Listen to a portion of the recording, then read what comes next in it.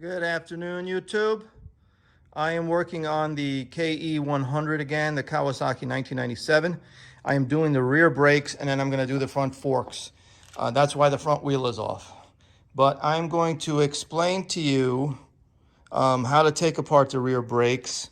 Make sure you have something to put the bike on. I just used a toolbox that has a nice flat lid, rested on something, and I would take the front wheel off anyhow and just have it sit like this while you're working on the back, because you might drop the bike. So first things first, you're going to need a impact driver, 14 millimeter, box wrench, 14 millimeter. You're going to need a small pry bar, and you're going to need some kind of punch. I just used a extend socket that I have. And you're going to need needle nose pliers to get the cotter pins out. There's two cotter pins. This is the rear axle, so it's 14 millimeters, and it's got a cotter pin in it. So use your needle nose pliers to get that out. And the bolt end goes on this side, the nut end goes on the other side. So this setup is a little different than what I'm used to, since it's drum brakes back here. So the sprocket is separate from the wheel. And the sprocket is separate from the wheel, and it has these four large teeth, and you have four rubber bushings or four rubber blocks, and those teeth fit into those rectangular holes, and these rubber pieces go inside the wheel like that, right into the center hub. Okay, so but in order to get the wheel apart, you need to take the axle out, number one, and you're gonna have to punch that through because it's pretty long. Once you do that, there's gonna be, this is the chain adjust. So you have a chain adjust on this side, and you have a chain adjust on the other side, basically to keep the wheel even. So that's what this adjusting screw on the other side is for. And there's a spacer. So it's about, I guess, 1.5 inches, maybe 2 inches spacer. So once you take the axle out, pull that off, pop this out. Then you can slide the wheel. See, the drum's on this side. You can slide the wheel off, and then the wheel will be hanging down.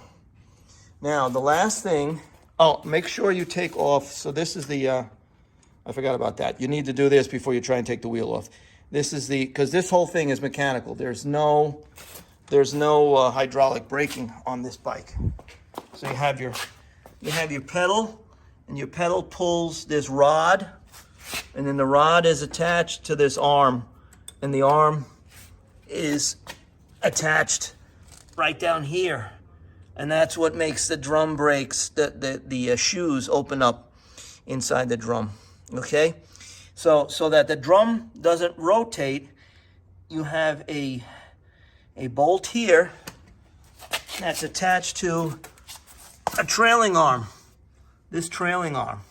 So once you get it loose, it's going to be hanging on this trailing arm. Okay, so you got to take that off. That's also 14 millimeter. That's 14 millimeter. So once you take that off, you take out that spacer, you take this off, and those rubbers will fall out. Then you can get the whole wheel off. And then, so this is what you're left with. You have your hub with your sprocket on it, chain, and this, we're gonna have to figure out where we need to set this so that his brakes work properly. But I'm gonna open this up. So the drum's there, and that's pretty much disassembly. So I'm gonna look inside and see what we're working with. I'll be right back. Okay, so I have the drum brakes apart. And you can see this thing has been, whoever was riding this has been leaning on the rear brake a lot more than the front brake. The front brake was nowhere near like this. So you have a lot of brake dust, and you can see the pads.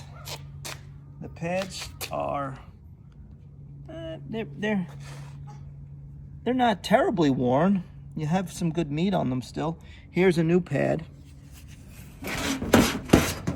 This is what a new pad looks like. You can see the thickness. Thickness is not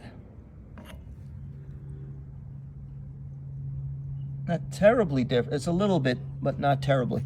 So I'm thinking it's more, what we need to do is we need to adjust this arm. We need to adjust this arm all the way back and put it on and then tighten it up so that the pedal is going to be really tight. So that's what we're going to do.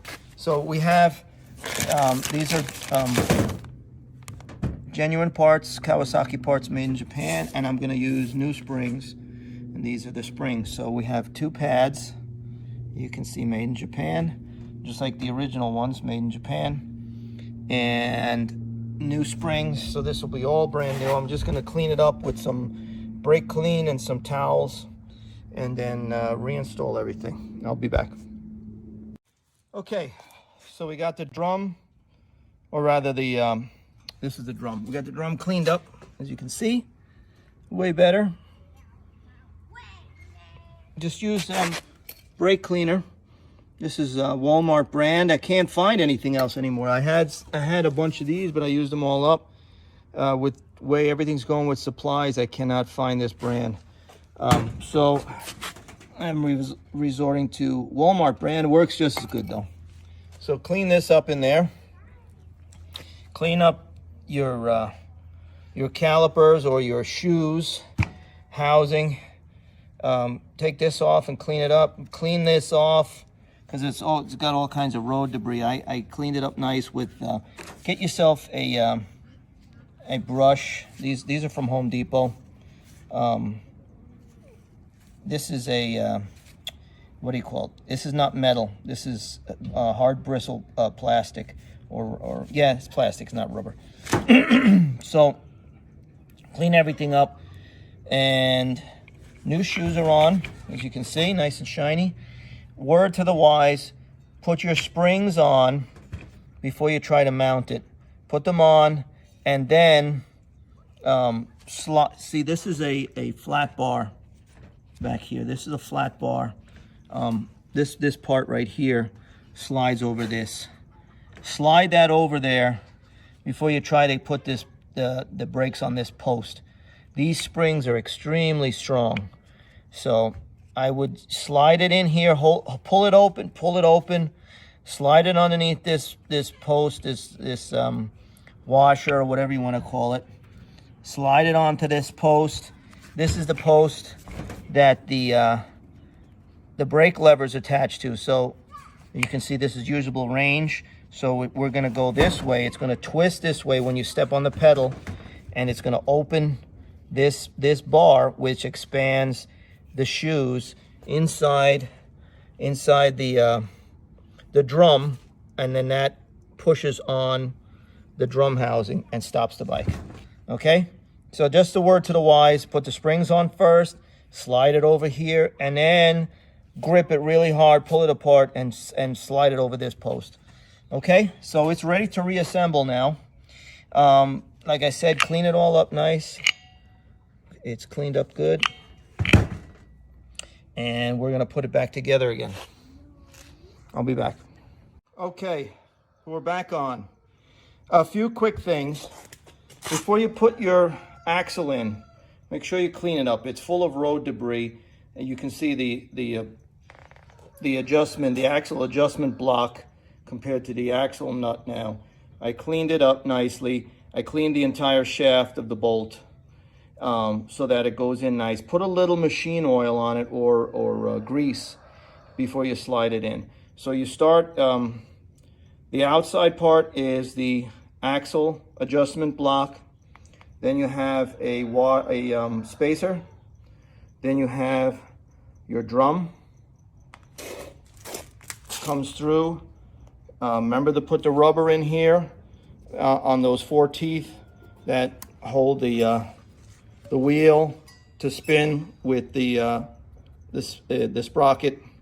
And same thing out here. I cleaned up the nut. I cleaned up the threads because it was full of garbage. If your cotter pins look like this, replace them. I put brand new cotter pins on. You can buy a kit at Harbor Freight for like $6 or $8. I put new ones there, and then I put a new one, if you can see it right there, on. This is that swing arm or adjustment arm that holds the drum brakes in place. So when you hit the brakes, they don't slide. So that's the next thing is going to be putting our brake arm back on here, and that I'm going to have to play around with to adjust it to see where we can get it so that it stops good. That's everything for right now. I'm going to come back when it's all done and I'll show you how it works. Okay, final assembly. So I found out after I put this thing together that, where is it? The dial down here, this shows you usable range on the drums around on the shoes. The arrow goes this way. So I started out over here. I had to take it back off and put it on the inside. So when you press, here, let me press, you'll see.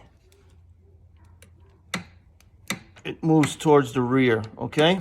So, as far as the lever arm goes, bring this nut all the way out as far as possible before it falls off. Slide your teeth on the teeth, and then bring it in. And make sure the wheel will spin, and you want to tighten this so that it's just to the point of engaging the brakes.